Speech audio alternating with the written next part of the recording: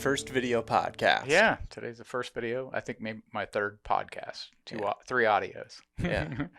And so I'm gonna be a superstar now, not just a star. yeah, right. Yeah, you're gonna get like 8,000 people views. watching it. Yeah, I think it's kind of funny that you start something like this and you're like so used to seeing people watching the hunting videos, and you start a new podcast or even listening to the audio, and then all of a sudden it's like, oh, nobody's interested. So hopefully people watch this. Hopefully you guys are liking these, because we're trying. Yep. Well, you get better and better. Yeah. So today, Dad and I are just going to talk about hunting in a new area, a new state, because it's something that I do all the time, just traveling, but right. You've actually moved to a different state, so have I, but just feel like that's something that could be relatable to a lot of other people. I mean, we've met plenty of people here that are transplants as well. Almost everybody I've met in the woods was not originally from Colorado. Yeah. I mean, I met quite a few people out there, and I have met some from Colorado and some not, but yeah, mostly. Mostly not. Yeah, they just moved here. Even when I'm talking to people in Iowa, there's still a percentage of people that move there because no, Wisconsin, man, no matter where I go. Yeah, there's a Wisconsin plate. Always. Yeah. That's I went at a deer tag in western Colorado, and over the counter, or it was a it doesn't matter. But I go in and I thought, man, I'm going to go where nobody's going. And I get there at real early in the morning, and there's one other car there, and Wisconsin plate. Those Wisconsin I talked to folks, them. they like to travel, which is obviously nothing wrong with that. I think it's cool. It's just the joke that we always make is like, if you're going somewhere, it's gonna be Wisconsin, which is cool. So go chase your dreams. Well, they're also in the middle of the country, sort of. So yeah, it's easy to go both directions. Yeah, it really does.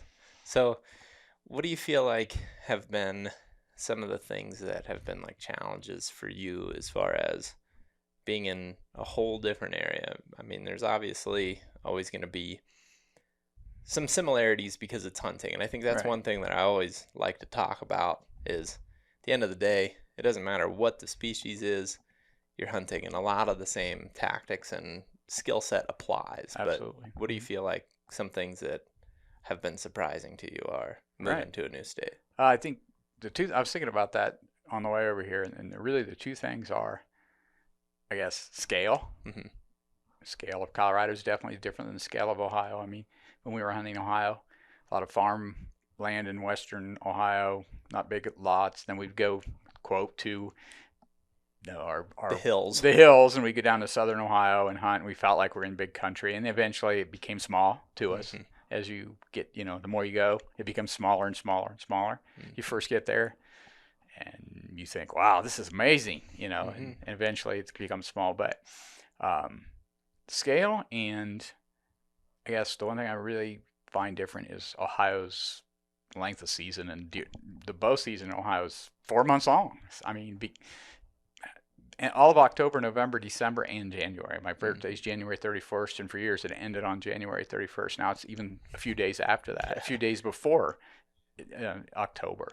So I guess that being that everywhere in Ohio, there's tons of whitetails. I don't care. Anywhere you can hunt whitetail anywhere. I mean, they're just, even if it's very sparse woods or land, there's still whitetail.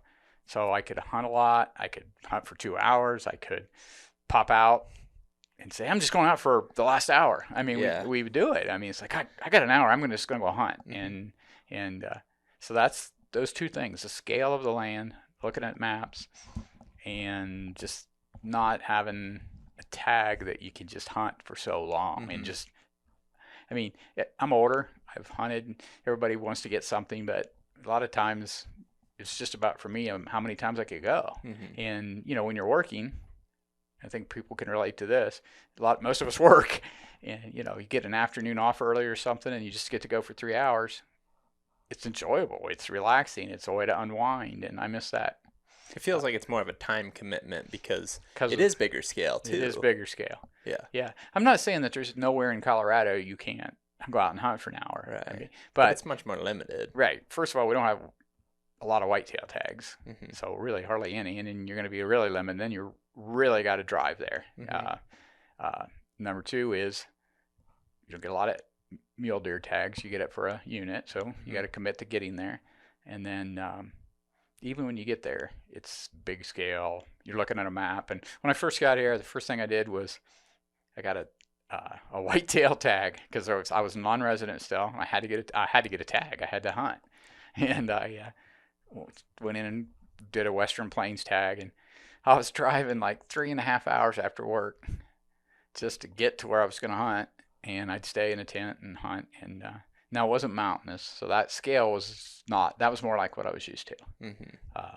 But scale of like getting there was definitely different. Mm-hmm. But when I started hunting the mountains, turkey season, the next year, that's when I realized, I'd go after a turkey, I'd hear a turkey on top, and I'd be like, oh, it's right down there, and I'd go and go down and then go down and go down, and then pretty soon You lose it's like, track of it. I was like, where to go? How can this turkey not? How can I not hear this turkey? And you've taught me, or I've discovered that, from I don't know, let's say 8,500 feet down to 7,800 feet and on a bench, well, sometimes you can't hear them, and you go back up and you can hear them, or you keep going down and you have to find them. Mm-hmm. So those things are definitely different. And just using Onyx a lot, the scale, it takes you a while to realize what the scale is. Mm-hmm. And even now, when we go from one spot to the next, you're hunting one area all day and you drive and you go somewhere else. You think, oh, I got this down, and then you go down. Just like when we stopped and saw those 4 birds coming back this weekend, and it seemed like, well, it's just gonna pop right over there. Pop right over over this mountain, and just I guess whatever it is, foothill, and those turkeys will be right there. Mm-hmm. Popped over, and you look down, and you're like, no, that's definitely a bigger scale. Yeah. And it wasn't terrible, but it was much more than my mind had prepared for. Yeah. Even that day. There's a couple things that come to mind when you bring up the scale and just how it changes for you over time. So when I was first in college and I was with Brad, and we were, I think, late season deer hunting, and we checked out this new area, and it was way bigger scale than anything I'd ever hunted. Right. And I can still remember looking into the timber, and it was one of those gloomy, overcast days, and late season like that, you just have that really gray forest. And I remember looking at the woods, and that was before I had a smartphone too. Sure. And just thinking, that direction, it's endless. Right. It truly is endless. Right. And as I got more experience, I realized that where I was standing that day wasn't endless. It really isn't even that far in the grand scheme of it. But for me at the time, because I grew up in more farm country stuff, definitely hunted more hills in certain areas. But at that time, that was the biggest scale place that I had really been, I guess, on our own too. Brad and I being, just out of college, and I think we were freshmen in college, and yeah, that was surprising. And over time, that changes. Right. And then another thing that pops into my mind as far as scale is every place is very different. Oh, yeah. Because you can start to learn things here, for example, but the one that really threw me off, and I guess I don't necessarily want to make this completely about one place or another necessarily, but New York threw me off. And I mean, it took me a couple of tries to realize how big it was. Big in what it was that I was struggling with. I couldn't understand what exactly I was struggling with. When I would look at the map and I would see a terrain feature, for example, I didn't even totally understand what a high point was or what a bench was. Right. It was so different scale than anything I'd ever looked at. For example, you could be here, you could be in Ohio, you could be in Kentucky, Virginia, it doesn't matter. There's a lot of places that are very similar. There's very tight ridges. Right. And your main ridges have fingers off of them, but everything's really tight. Oh, yeah. So the struggle there is right. being able to hear into specific spots, for example, if you're turkey hunting. Mine was even more basic than that. Like, even that tightness you were talking about or the spread out, I would get into I remember going to the mountains, the first turkey hunt, and I'm hearing a turkey, and I'm like, oh, all I have to do is just go down and run over there. and it was Took you just, 2 hours. like this. Oh, wait a minute, this is 2 hour or whatever. It's going to take me. This It's scale is half or three-quarters of a mile, but also down 500 feet and up 500 mm-hmm. feet and steep. Yeah. And that's that. And you were talking about the first time you remember. I remember the first time I remember hunting somewhere where the scale was. I was West Virginia. Mm-hmm. I was probably in college. Went with Mike Rager and some guys, and we drive all the way down, and we get there. It's the day before season. I remember this. We didn't have smartphones. All we had to do was get maps and go down to the local outdoor store, buy local topo maps. Mm-hmm. This is when I realized scale like different. And we head in, and this is it sounds so crazy now, but this is a little, I think it was like a 14 by 14 mile map.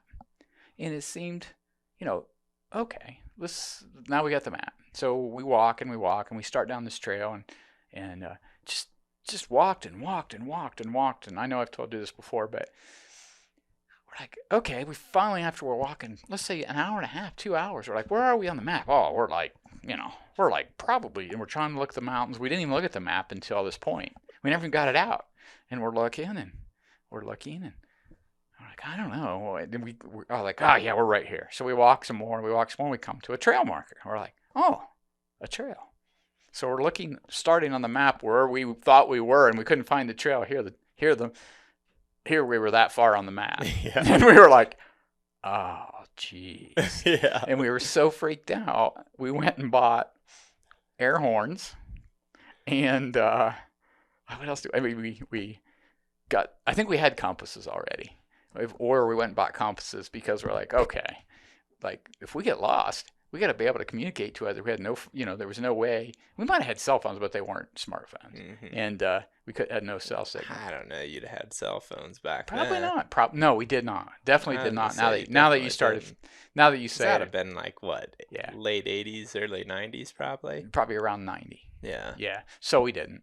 But that's the first time now going back to the scale, I've said this to you. Onyx has made me very brave. Oh yeah. I go all the time now by myself. I mean, I'm just head in 6 miles, 7 miles, Yeah. 10 miles, and come back in the dark. I'm 5 miles from the truck in the dark. I'm totally comfortable by myself because I can always look down and say, "Oh yeah, I'm headed the right direction." I'm never lost track of where I'm at, and it's just comforting. And once you do it, like everything else, it gets easier. Yeah. One thing that Ben brought up to me a long time ago was just actually looking at the scale of the topo lines. Sure. For example, you can look at a place that has 20-foot topo lines, and it looks like the terrain's pretty aggressive. You get there, and it's not that aggressive. Right. Another place, you get there, and there's more space between the topo lines. So making sure you're reading into that will help that learning curve a little bit, but it definitely will always take a little bit of putting boots on the ground in a new area and trying to understand. Well, it forces you to understand what those topo lines mean, and it forces you to look at the scale reader or whatever's on there. I was doing it this weekend. It's like I was looking at an area we were at, and I think we were kind of flat for Colorado on the top. And so when we drove down and I found that little device. And I was looking at the map just to see, like, okay, what does this really mean? Because we were in a really steep area then, and it forced me to study the topo, whatever. You studied it in college, so I didn't. I just did it like I went from Ohio looking at a map on my phone, thinking it's the same. Oh, I could be over there in 5 minutes, and it's not. I was like, oh, I'm not really looking at the scale. Yeah, and I learned about it in college, but then I also had to relearn it a little bit as well. Every time you go practice someplace. what do you call it? You can look at it on a map all day, but practically doing it or whatever they call that is, oh yeah, now I see now I put it together. But yeah, and I was talking about New York, and I think the thing that still is a little bit hard to understand there is just that it's massively stretched out.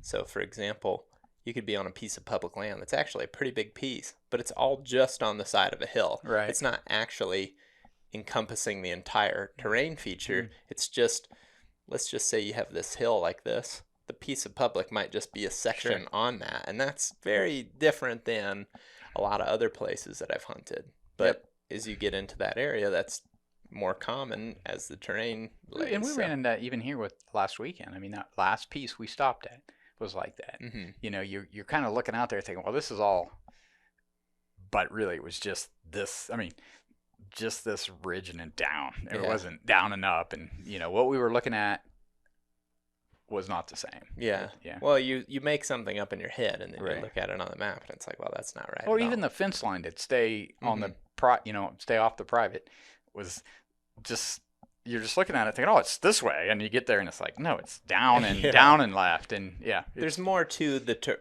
this is another thing that we always talk about is there's more to the hill than what you think. oh yeah, There just a lot of times is more subtle feature within that than what you're even looking There's- at. there was a lot of huntable land in that piece of property, and the reason we know that, we went down after the turkeys, basically made a 360 around. I don't know, just guessing. What do you think? 400 acres? I don't know. It's just hard to say. Yeah. But and we come back and there's how many? 8 giant mule deer. Like right, we circled them, so they were hiding. I mean, we went around them. They, I'm sure they, well, at some point they might have heard or saw us. Yeah, and I think another thing that I was going to bring up too is when you're hunting a big scale terrain feature, whether that's the big mountains of the Rockies or the Appalachians or just some hill, in Missouri or something. It's all relative compared It's all to the relative to right. what you're used to. Mhm. I think that unless you really cover a lot of ground, and this is one of the reasons that we stress that so much when we talk about going to a new area, sometimes you think you're covering it all.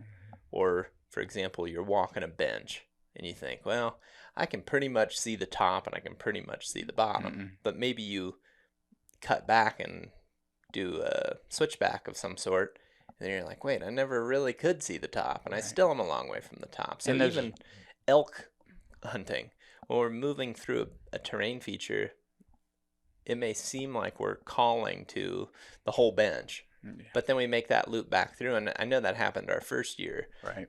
That first year we hunted, I was with Cody and Ted and Wes from the Born and Raised guys, and the one thing that I definitely learned that season was you may think you're covering it all, but yeah. you're not even close. Coming Even close. if you're standing there in dead calm blasting a bugle, you might go through the first time and not even hear it. All right. And the second time you may be close enough that you guys can hear each other. And Well, I think that's a big part of it for When I me. first went with you and Ben and Colin and we went elk hunting, it was, I always tell people, for me it was the epic, craziness. But we went in, I don't know how many miles, but we just literally marched in 6 miles. And then we started hunting, and then we just, I don't know what all we did, but we ran into a few hunters. But what we realized was it's just so big in there that we could be hunting a completely different elk. I mean, we kind of assume that we're all hunting the same elk, but there's so many little terrain features in there, and it's nooks and crannies that animals can hide in. right. I think when you get in hills, whether you're dealing with whitetails or turkeys or mule deer or elk, whatever it may be, the more terrain you have, especially if it's not visible, Oh, it's awesome. you can Yeah. just Well, example of that when when I worked at the 2 hunting preserves, Mhm. and the one had I always talked about it was the perfect whitetail because it was 250 acres, but there were, I can clarify what the hell a hunting preserve Well, a is. hunting preserve was just a guy that I worked for with my father-in-law now. The guy had a bird hunting place. He had a So it wasn't a preserve. preserve. The preserve No. is a bad it's a bad. We call it the hunting preserve, but basically what it was just a Free farm, range. free range farm. We put out unfenced. pheasant cover, quail cover, chucker cover. Then we released the birds, and then the guy would come and bird hunt. So that's what it was. And then they had a that's the special permit. preserve Yeah, they had part. a permit by the state to hunt 6 months a year for birds. Mm-hmm. So we called it a preserve, Mhm. but free range whitetail and turkey. yeah, free range whitetail and turkey. It was just right in the middle of everybody else's farm. Yeah. But anyhow, they had that particular one had 250 acres, but it had the most amazing whitetail hunting. What I mean by is you could take 5 people in there and bow hunt. Hunted bigger than what it was. It hunted way bigger because of all the little contours you were talking Mm-hmm. about, where the other one had bigger hills but less contours. Mm-hmm. You know. More of that New York Yep. type of feel where it's maybe just slapped onto the side of a terrain feature versus encompassing the whole terrain feature. Right. I think Right. that's a big part of when I'm looking at a piece of land, especially for turkey. I like to be at the top.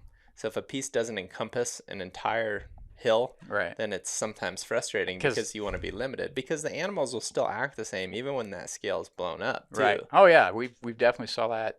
You've you've taught me that. I mean, as far as turkey hunting, I mean, I've learned a lot from turkey hunting from you. I taught you stuff about turkey hunting, but it was more the calling, the I don't know, the basic Hmm. stuff, but the going to the elevation part of it and getting to the high points and then figuring things out from there, it definitely makes a huge difference on knowing, you just encompass more, you hear more, you're covering more ground, and without even moving. Yeah. Mm-hmm. And I think it goes the same for deer and elk too, Sure. because what I think is one of the hardest things to learn is you pick.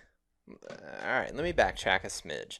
A lot of what I learned about whitetail bedding, for example, was in Iowa, Sure. where generally speaking, your Iowa hills are kind of piddly. They're Yeah, kind they're of just rolling. rolling. Yeah. And a lot of things start out flat on top and then they drop down. Mm-hmm. But then as I've started hunting in different areas in bigger um, timber, bigger hills, bigger mountains, I've started to learn that the same terrain features are Oh where yeah. the animals are going to spend their time, Right.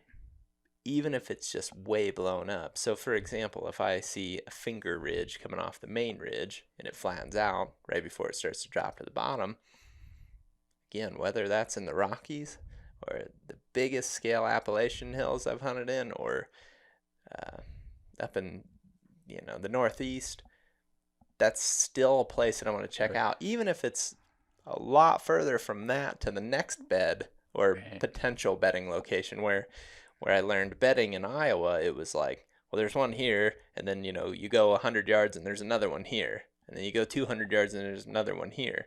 Where when it's bigger scale, that might be one here and then 1,000 yards to the next Right. one. Right. And again, all that's the difference is the scale, but the hunting's pretty much the same. Yeah, And it doesn't matter whether you it's just have to turkey get or there. you just have to get there. Yeah. And I mean, it's hunting is hunting, and I mean, you and I talk about it all the time. Turkeys are turkeys, whether the scale's big or small, but they're harder to find in Colorado because it's bigger. They're harder to find in places, yeah, where there's a lot of terrain. Right. Same thing with the deer, Exactly. you know. Right. So it's like, But when you're hunting, I haven't done much deer hunting here yet because of the tag, the way hmm the tags work. But I mean, I've seen them, and I'm now figuring it out. Like, yeah, they're in the same spots. hmm Yeah, and elk were definitely in the same spots, and yeah. I think when I look back at the beginning of my entry to elk hunting, and even when I was like scouting, before I even Mm-hmm. actually did it, Mm-hmm.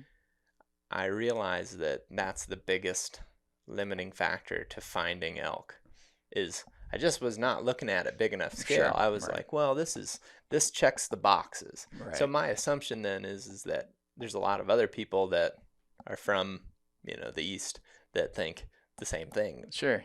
where Well, this is where we're gonna go. And well, you this checks the boxes because it's got water and it's got north facing. right. But that might only be one little snippet of the whole mountain Right. where it's like, okay, maybe you check that on the way up, but just Keep keep going. going, and And therefore, and not to say that you have to go to the top. I think that's another thing too, where it's kind of funny because I feel like you can kind of watch the trends. You can kind of watch the things that get advertised. Like I mentioned, the north facing hillside, the water, the high elevation. You got to be up high. Mhm.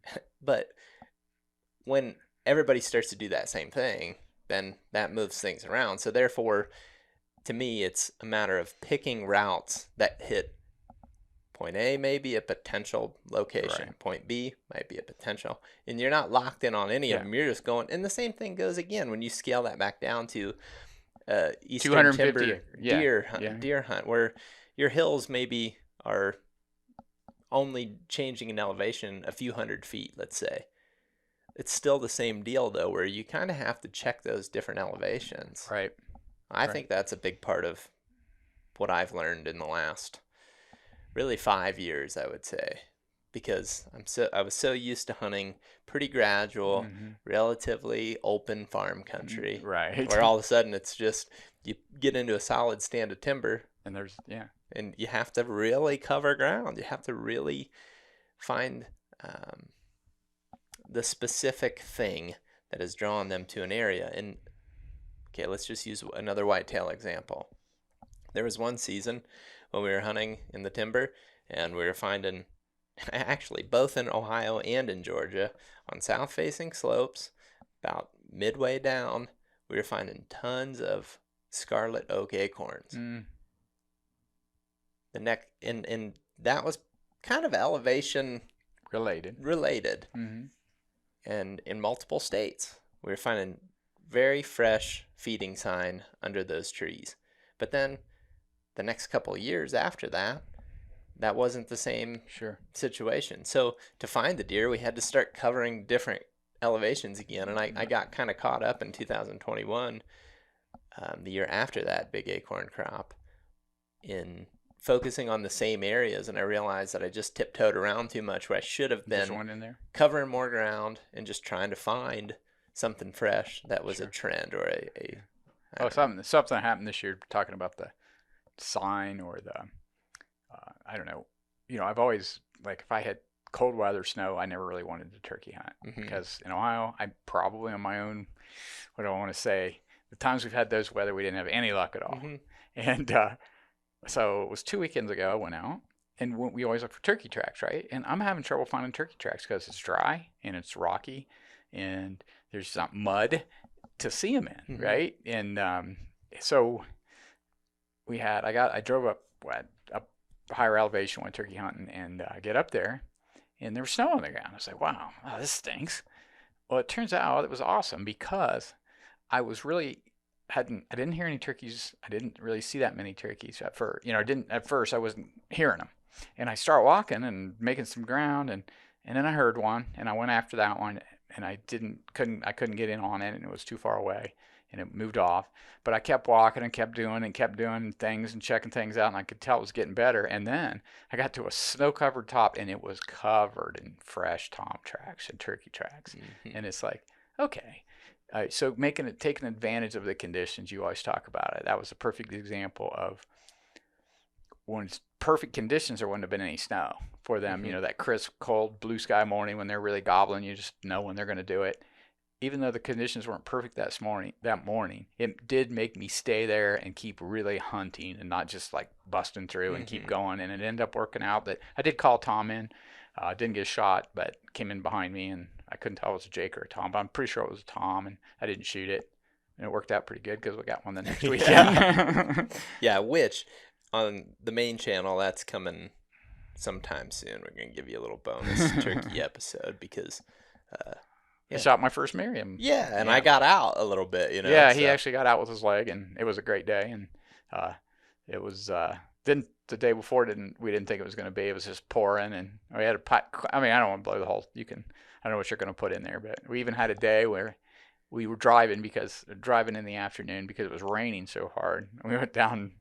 If you've driven these back, what do you call them? What kind of mountain roads or mountain service roads? Yeah. And you're driving along, and I get out, he gets out, we're moving boulders off the road until we got to about a 5-foot round boulder. Yeah. That kind of cut our trip off. Yeah, it was about the size of a truck door. So yeah, we were like, well, it's time to be done, I guess. Yeah, we better get out of here. So then we had to do that sketchy backup, which we regretted not filming any of that. Yeah, we were like, why didn't we film this? We didn't film any of it because we were really considering the whole weekend to bust, honestly. Yeah, and then we found a good place. I mean, and then that afternoon it got nice. Didn't hear anything that night, but we knew we just kind of felt like this is it. I mean, you went from like, this to, okay, I'm pumped. This is it. Yeah. Mm-hmm. Yeah. What did you say? I didn't think I was going to get you to be able to go to sleep.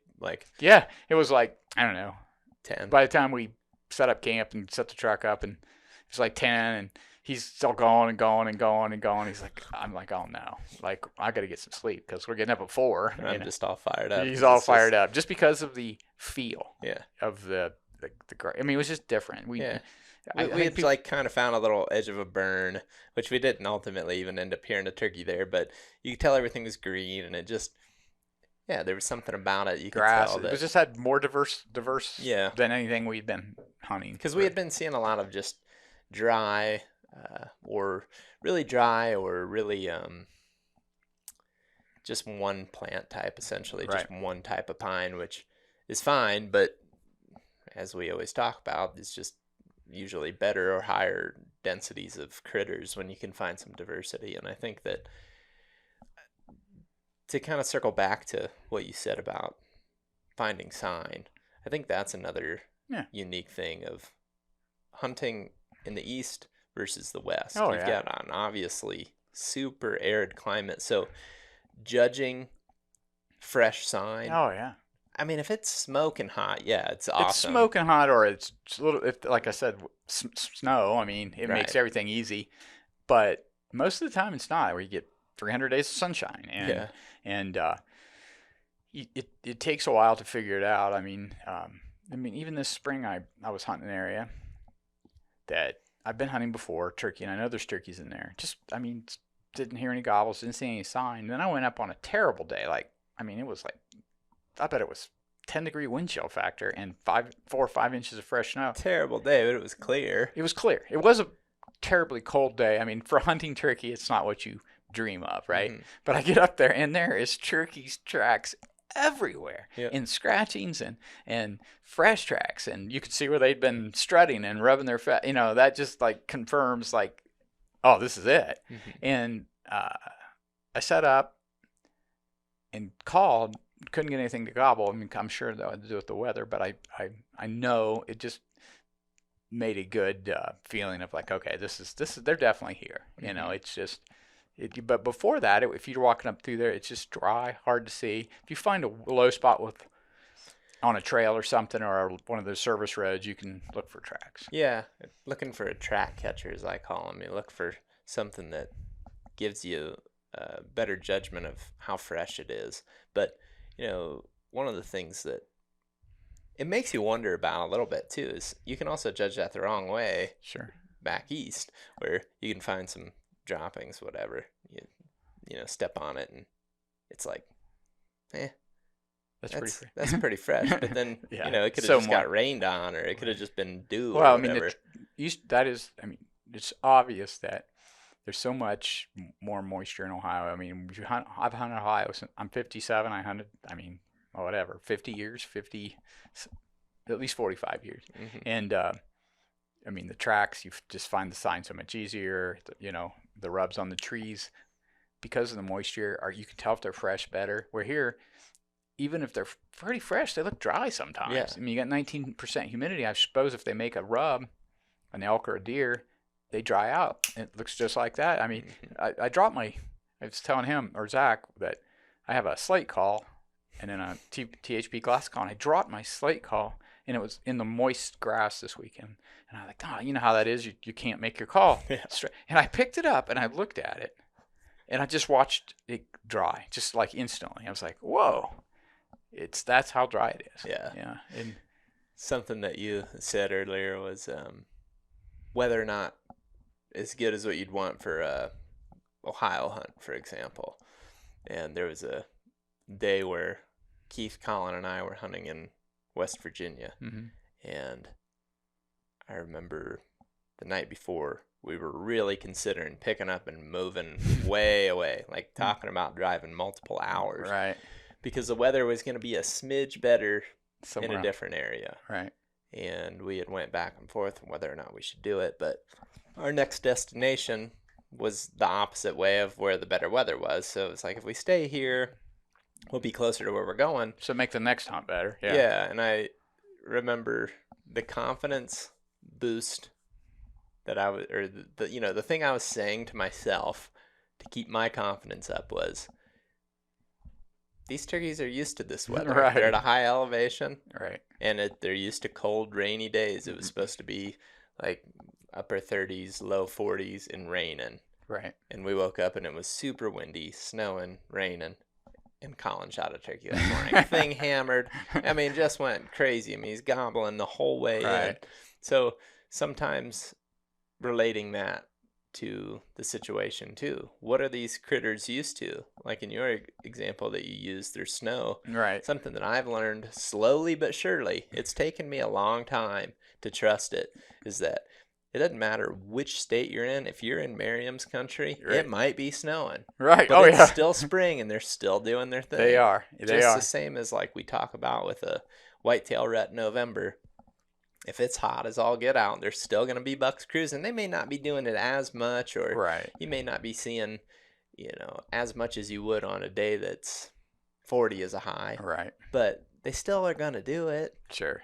I Sure. mean, that whole season where I was talking about the Scarlet Oaks, that whole 10 days that Keith and I were hunting together, it was brutal. The hottest, driest Oof. 10 days of November deer But hunting I've ever had. but they were But still. we still saw deer moving. We Mhm. still saw bucks chasing does cruising. And I Mhm. think that it's very easy to adopt the mentality that, well, it's not good, I'm going to stay home. And that really especially goes for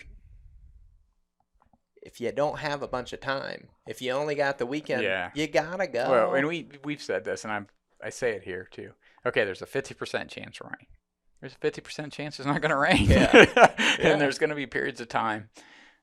We used to say this when we would have our 5-day turkey weekend or whatever we were doing in Ohio with my buddies, Mhm. and we would just be like, oh, spring is going to thunderstorm. But when you see it, you're like, oh no. But then it's like, okay, it's 50% chance it's not going to do it, and then really it's true. Oh yeah. You just go and you're driving out in the truck from camp, and it's raining, and you're going up in the rain, and all of a sudden, just 8:30 or whatever, 20 minutes or half hour after daylight, the sun's coming out, Mhm. and the turkey's just. I mean, it's you just got to do it. When I was hunting a lot with Keith and Colin that season, that was something that we practiced a lot, was just get up and be ready because you never know when it's going to break, and it really paid off quite a bit. Yeah, yeah. Because you're looking at the weather and it's calling for pretty rough day. I mean, the one day that we did go out, it was really supposed to rain, and we ended up getting one that day. Right. And it was pretty gross to start, but as the morning progressed, it got a little bit better and a little bit better to Right. where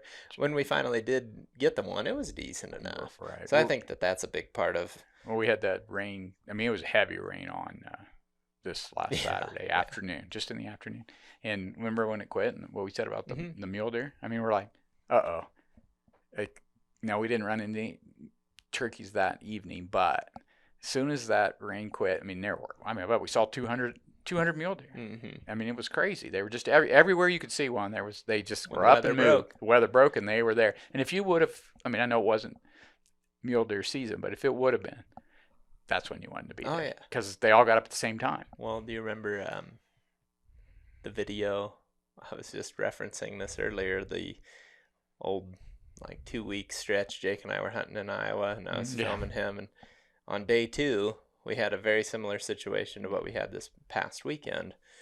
We had tons of rain, and then it stopped. And as soon as it stopped, bucks were everywhere, and we ended up stalking 2 bedded Yep, bucks in the in the same one day. Yeah. day right after that rain. All right. And it's just crazy how situation switches like that. And I mean, think about it. If Just you like were, us. yeah, if you were sitting out there Yeah. all day, huddled up in your rain jacket under a Uh-huh. tree where you weren't getting wet, as soon as it stops, you're like, okay, time to get up and go. Right. I right. think, Especially if it was rut. I mean, Mhm. you would be like, okay, it's time to go. Right. Yeah. Yeah. and I just also think that it's easy to get caught up in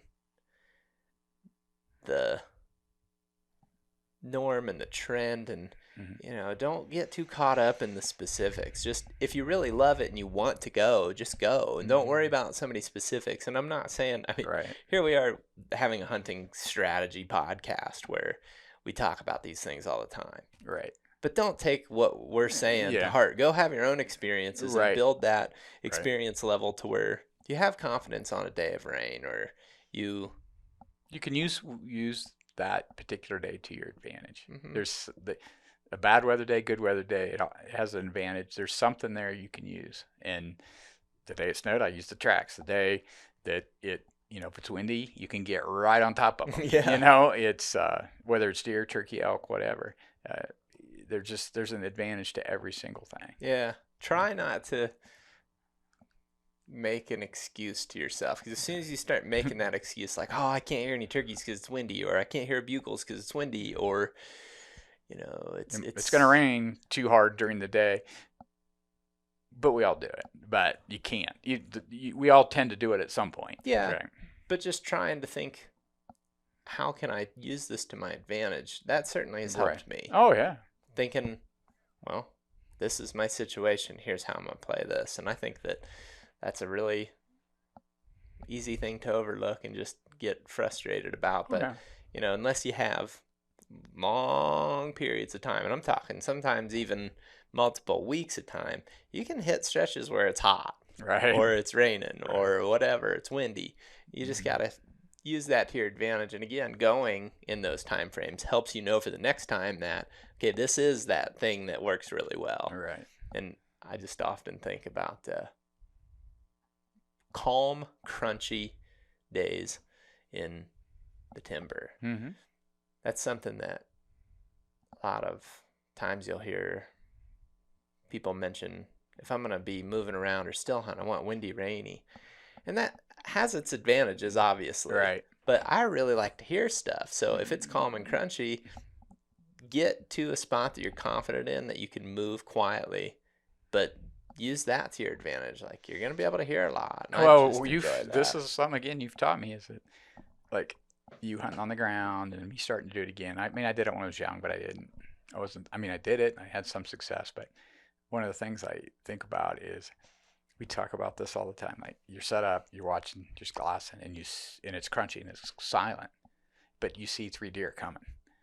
And now I think it's just such a simple thing, but when they're moving, you're moving because they can't hear you. Right. I mean, the noise they're making overrides the noise you're making, and it's so crazy. It's such a basic concept, but I don't think most hunters get it. And another thing you taught me was crunchy, quiet, turkey hunting.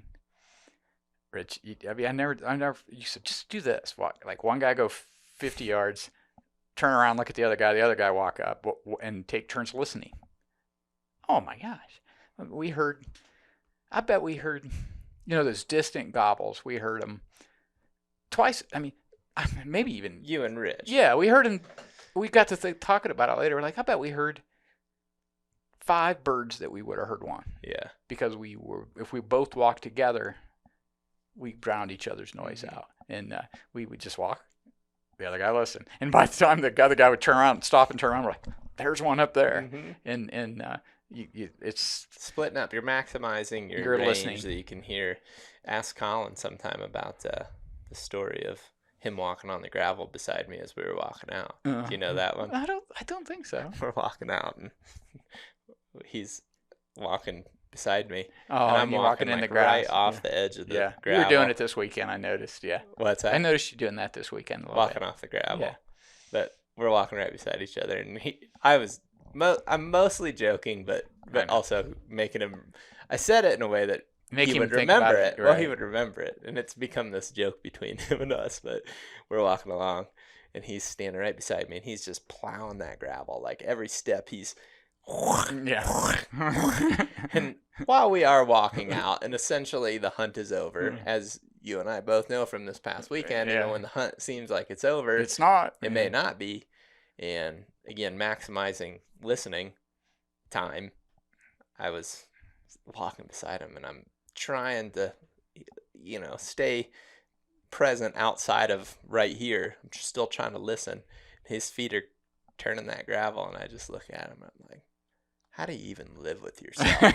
And he like, what? That just, burnt into his memory. Now he always walks off. Well, we just split up, and we just do those little things to maximize. And he's gotten so good too at recognizing little things about that too. Like, I'm watching some of the elk hunting footage, and he's hanging back, or he's standing off to the side of the rest of the group to listen. And it's fun to see, though, once you start to do those things and you have little experiences where it works out, you're like, man, I got to keep doing stuff like Yeah, that. and you've got a lot of listeners that I'm sure do all the stuff we're talking, even better than Oh you and I yeah, do. But yeah. there, I mean, I'm talking to the guy that's remodeling our bathroom, Hmm. and he's hunts, he elks hunt. And he said, oh, we have no success. We're terrible. And then he's interested in going turkey hunting. And I told him that everybody wants to learn, like, how do you get them? How do you call them in? Well, calling them in's part of it, Hmm. but it's not. It's not. It's those things. That's Hmm. listening. It's not making, not walking on the gravel, not Understanding the scale. understanding the scale. It's knowing to get to the high point. It's X marks the spot. X marks the spot means we're looking at the terrain. And if where I shot the turkey this weekend, Hmm. if you were looking at that area and knew once we heard them, if you would have picked a spot out on a map because of the way the valleys ran Yeah, and the it hill, was the we're like, X. this is the X. Uh-huh. And it turned out X is the spot. But the X in the spot didn't get us the turkey. What got us the turkey was hearing them at the high spot, watching them a little bit, seeing the general direction, making a loop around, and then not giving up because it didn't work out as quickly as we thought. Being on the exit spot, not exposing ourselves, and then your calling was kind of crazy. Well, the thing that you said, not giving up, we hit a call right before we went into an opening, even though we were leaving, Right. even though we had chalked it up Yeah, essentially we chalked it up. as We a thought, well, we're loss. probably head to another area. Yep. Yeah. And we were like, well, let's get out. And we both hit that right where the trees ended. Yeah, and we're we back just 20 stopped. yards from the end And of we the tree. don't talk about it even. We just stop. Yeah. It's fun Com- when you get that same mentality with other I people think that you're I hunting did with once we too. stopped. Once we both stopped, I said, I think you should hit your call one Yeah, more time. you did say it, but we were Yeah. both thinking it, Yeah, But we yeah. both stopped. That's what I'm saying. Like we just stopped because we know we probably shouldn't just walk right out in the wide open. You mentioned that about the guy that's remodeling the bathroom, saying we never have any luck, and I think that again, one of the reasons that I like to do the podcast or have these conversations is not because I want people to take every single thing and just try to apply it and expect a result. It's just showing so many different situations that little things, it really is the little things in hunting, and maybe that's what this podcast ultimately is about. It I mean, is. It is. Little things in hunting are just like the hardest thing to explain. And it's in, I tried it. We were talking, he's hunted, mostly rifle hunt. He's going to get a bow. And I said, he goes, I'd like to really go elk hunting. I said, well, you're looking at a year. Mhm, So don't worry about this year. mhm, I said, because in rifle, you can go this year. But for a bow, you need at least a year. I said, you need to shoot thousands of times. You need to learn how to tune your bow. You need to do all those things. And I explained, all the things that you need to be able to mhm, do before you even begin to start. And I said, I'll help you. I'll help you learn all those things. I'll show you that your bow's out of tune, or I won't be able to tune it necessarily, but I'll say, hey, it's time to tune your bow. mhm. Your bow's not shooting an arrow right. But and then I said, then all that, but we can start learning the woods part of it. Mhm. And next month, this week, next couple weekends from now, if you want to go hiking, I'll teach you the woods part. I'll show you the things At that least start. at least start. At least get you Doesn't started. mean, yeah. And I said, then you'll know if you like it. And if you don't like that part of it, you can still like hunting, but not as much, Mhm. right? Yeah. I think, Yeah. I mean, if you don't like those little details and all the little things that you look and all the sign, and even though that all makes you better, but if you don't enjoy it, then you probably don't like hunting as much as some people do, Mhm. right? Yeah. You're never gonna get As, the much out of it. Yeah, you're never gonna because if you're just hunting like for a big buck or a Right. big bull or you just want to get another Just turkey get one, or- and yeah, I just it's- gotta get one. yeah, It's we all do, mhm. but it takes away from the experience of like all the stuff that's out there. Yeah, All my- the stuff that then when you have the success with all those little things, it's much more. I got this picture wall. It's like you pick a specific picture, and it's like you could sit there and tell all the little details of what made that one fun. I remember when you sent me that. Mississippi. Yep. That turkey. The details on that one that was the first time that I had really done it in that fashion. It was Right. like that morning we heard a turkey gobble, but like 2 or 3 times. Warb and I walked in there, found like a hen track, But it's like, well, this is about where we heard them. They're probably roosting right in here. Went back that afternoon, didn't hear him gobble, but heard him drum, hung with that drumming, and then right at, you know, I don't know, sunset, he gobbled at an owl and then gobbled at our call and came all the way in. And it's just, when you look at that one or that turkey or that turkey, they all have a different story and a different situation, a different condition. Or, I mean, really look at all your hunting memories if you're listening to this and try to pick out those little things. And that, to me, is what makes hunting fun, but also really helps you have a better experience the next time as well. Sure, absolutely. And sometimes not sometimes, but also in this picture wall, I don't necessarily see one right now, but you got the ones that got away. Right. So you got a few here and there that are kind of hidden on there. They're actually mostly over there, so they're not on that one, on the ones you can see very well. But you put those there too to remember, hey, this is what I could have learned from this situation. And I mean, I blew one, like I just told you, the weekend before, and I've always hunted Easterns. They're so easy. Their beards just sticks out. Like, it's like, first thing you look for is the beard. And that's what they even tell you. I mean, when you start hunting, look for the beard. Don't shoot till you see the beard. Well, the weekend before last, I had that Tom come in from behind me, and I did get spin around, and there was a down tree, and I had my gun on the turkey. But Miriam's beards are so strange. First, they're real spindly in general.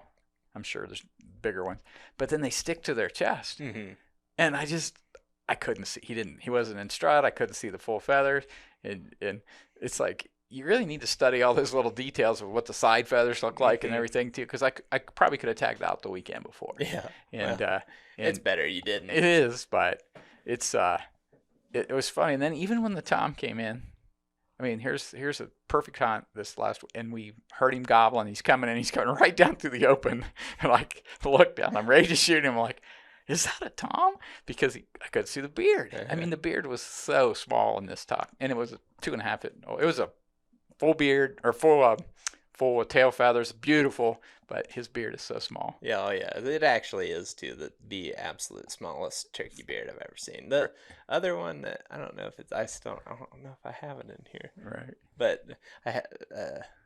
I had shot one with Warb in Wyoming one time. This was my first Merriam's turkey, and it was the smallest beard I'd seen until the one you just shot. I mean, it really, yeah, it was funny. It was the thing is, friendly. I mean, I was just trying not to shoot a jake. Yeah. And that's all it was. I mean, I wasn't shooting a hen or anything, but it was like, I knew it was a shoot male bird, but I was like, I want to shoot a jake, or a Tom, not a jake. And yeah.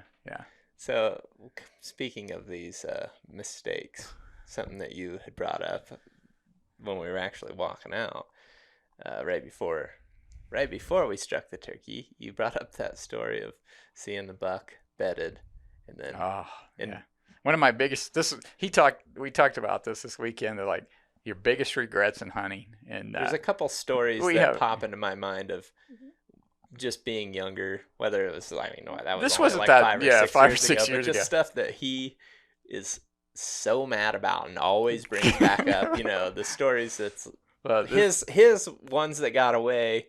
I remember them. But really you learn well. from them. But I learned. But I think that's the reason I think about them so much. So I was in a piece of public land in Ohio, strip mines, and my buddy had got there and he decided to go home. I think it was pretty rough hunting. I mean, we weren't seeing a whole lot. We were seeing a ton of people. He was burnt out on it.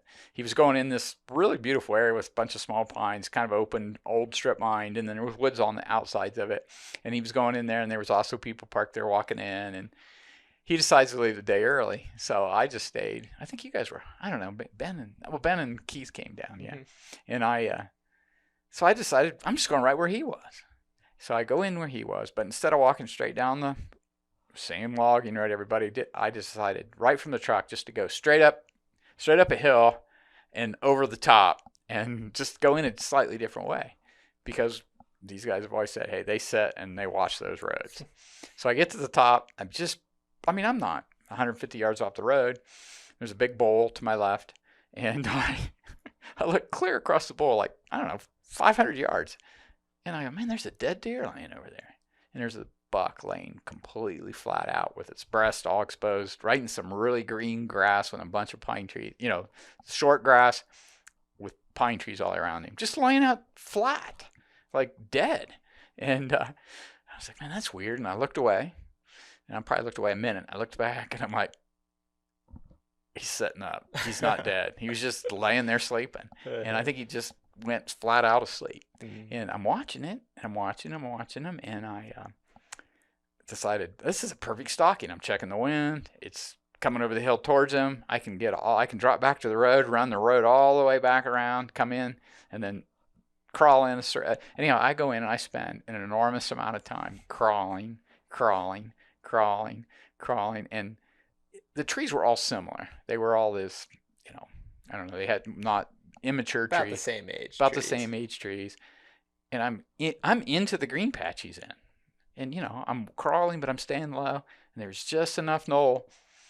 And I just get there, and I'm thinking, he's gone. Dang, he's gone. And so I stand up.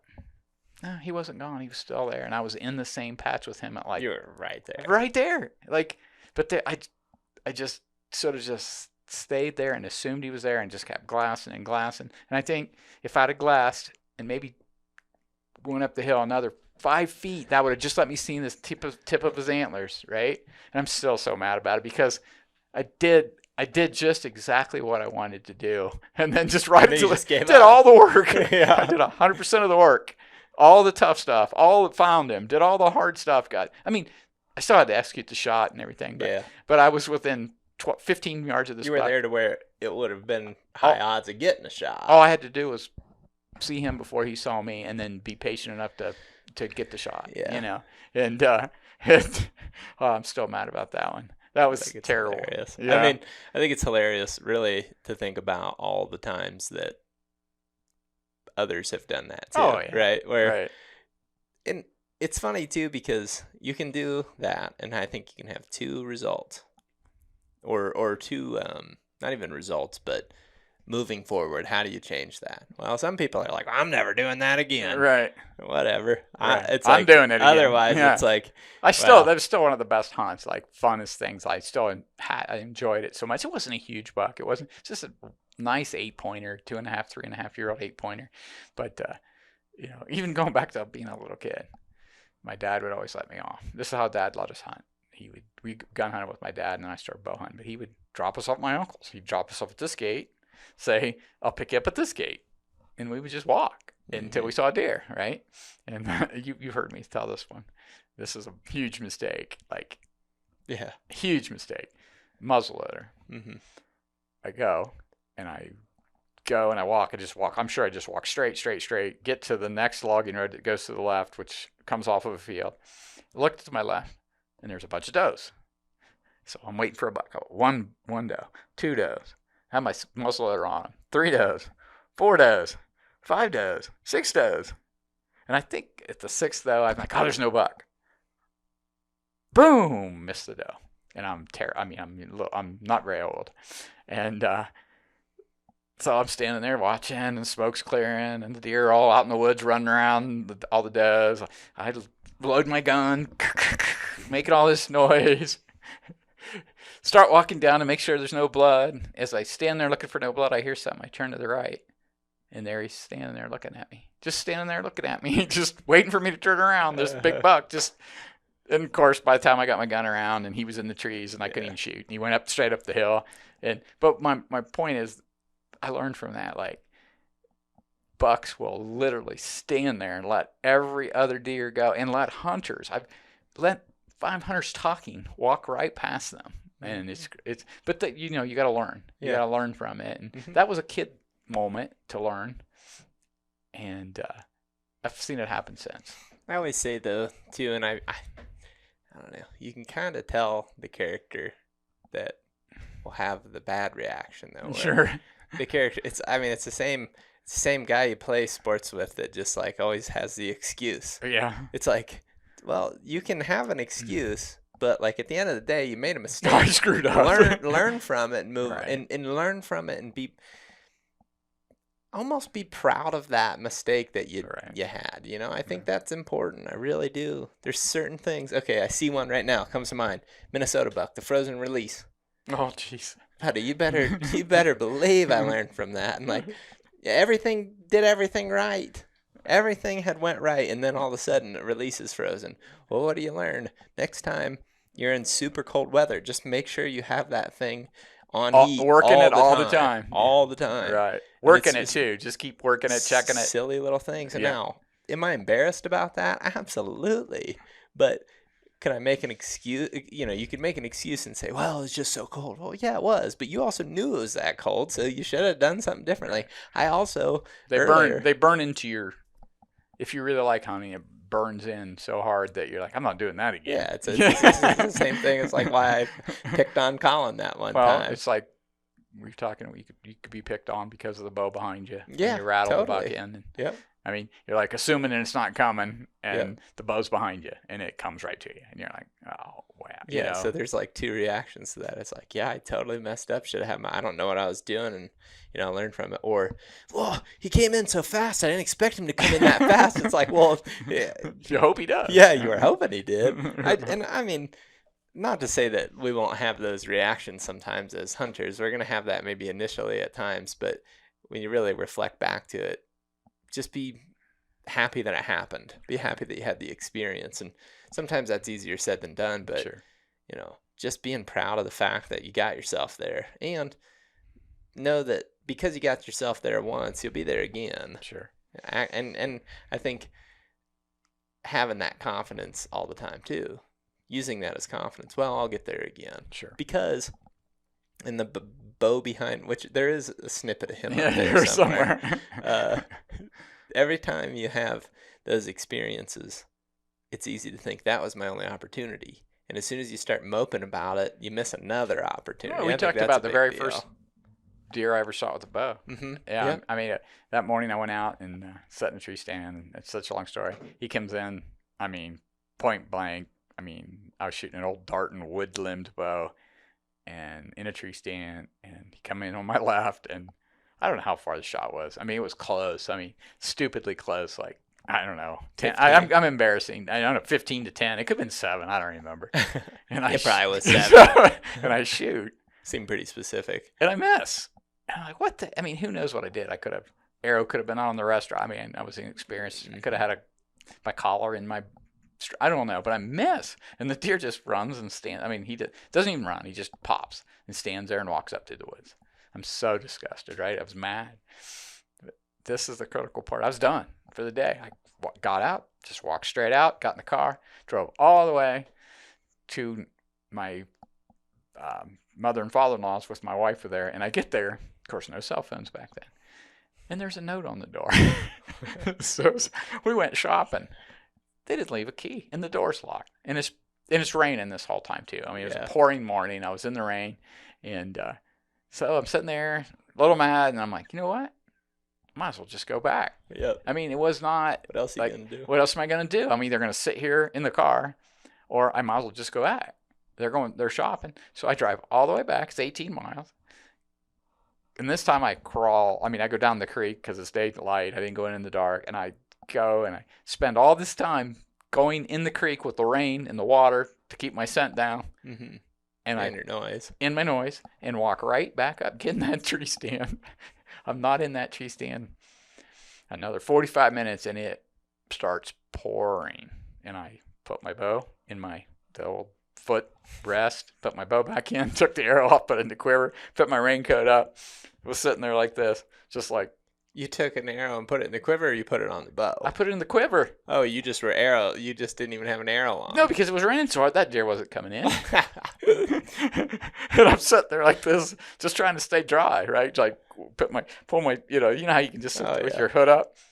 And I look down, and I'm looking around there, and I look to my right, and I'm like, oh my God, there the buck was at 5 yards. Same buck. Same exact buck. I know later, but I'm standing and I'm like, oh my God.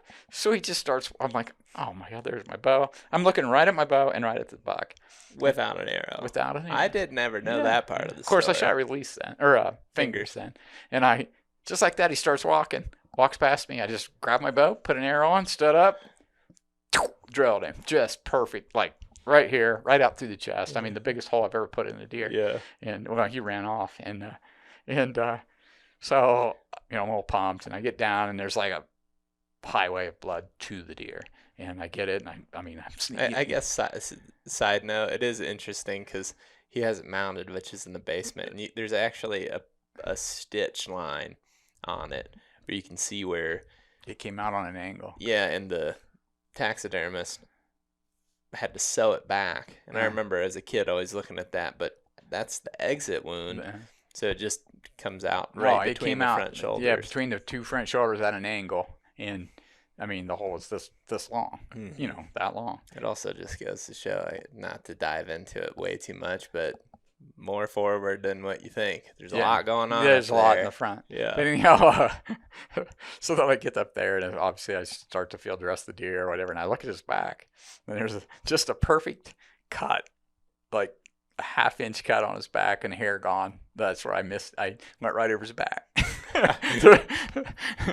So back to that again. There's so many lessons there. Is just because you think you spooked the deer, you didn't. If it didn't smell you, you're probably all right. It's so many things that you learn when it first happens. You're like, I just blew everything. Make sure you're ready. If I'd have had another arrow, if I'd have been ready and trained myself to get another arrow out quick, I could have shot him after I missed him the first time. Really? He was a really dumb deer. So. Well, it's raining too.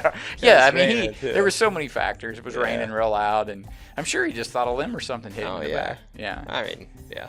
It's there's so many times where they don't know what's going on, but I also think the part about just not you were forced to not give up, but it's a lesson now. But now you know, like, hey, maybe I should just stick it out. I mean, you know where I shot it. I mean, the deer probably ran right up to the flat where those, and then came back later looking for does. Yeah. All right. Well, I think we'll wrap up now, but hopefully you guys have enjoyed it. We kind of went into it with this mentality that we were going to talk about the difference, and we started, but it ended up leading into kind of the little things. So hopefully, hunting in Colorado is different in many ways, but also the base hunting is the same. Yeah, and it's just the little things. It's the little things, and yep, it all kind of comes roundabout back to just maybe that is the difference, is that there isn't much. I mean, there's subtle differences, but you still got to focus on those little details, and also don't take anything that we said too seriously. Nope, don't. Do your own thing. Experiences. Do your own thing. Thanks for watching, guys. Thanks, guys. See you on the next one.